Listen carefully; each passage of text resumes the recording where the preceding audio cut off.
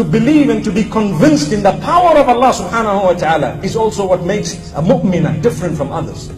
What makes her different is that she is convinced in the power of Allah. Nothing is impossible for Allah. So if you are a person who has had no children, not at all, 14, 15 years have passed by, you will still continue making dua to Allah and having hope that one day He will provide you with what you are asking. Because you are different. You have conviction and you know that Allah has given you so much in the Quran to show you that others have delivered even after 50 years, 60 years, 80 years of their lives. Allahu Akbar.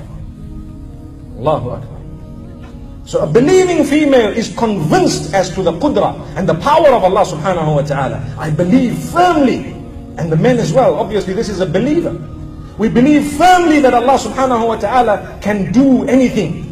He can do absolutely anything. Nothing is impossible for Allah subhanahu wa ta'ala. That's what I believe. That conviction is what cures you when you are sick.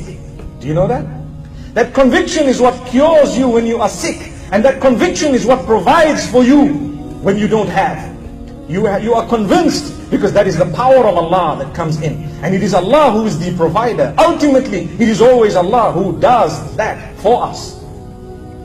When we make dua, we need to be convinced as we are supplicating our Maker that Allah is going to provide this for me. Why should we supplicate if we are half-hearted saying, well, it might not be, and maybe, perhaps, and so on. So many people who have had cancer, may Allah grant them cure, have been cured not by medicine alone, but by the will of Allah through His power, where He has given the ability to diagnose it at a certain stage when it was early enough to have cured it. Allahu Akbar.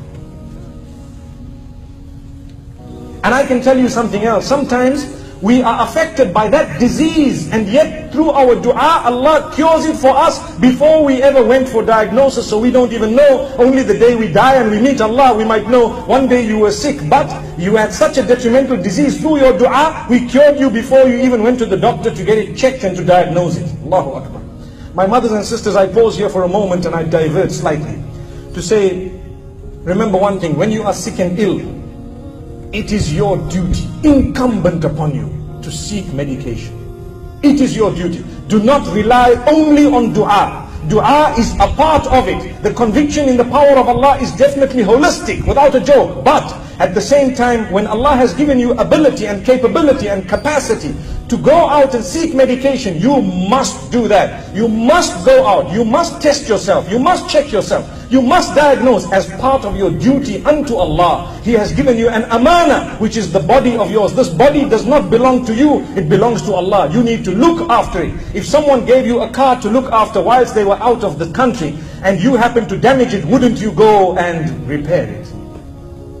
Before they came to say, this car doesn't belong to me, before anything happens, I better drive it carefully, I better make sure everything is okay. If I've had a speeding fine or two, I better go and pay it up before this brother comes back, or whoever comes back, and before I have to give the car back. The same applies to our bodies.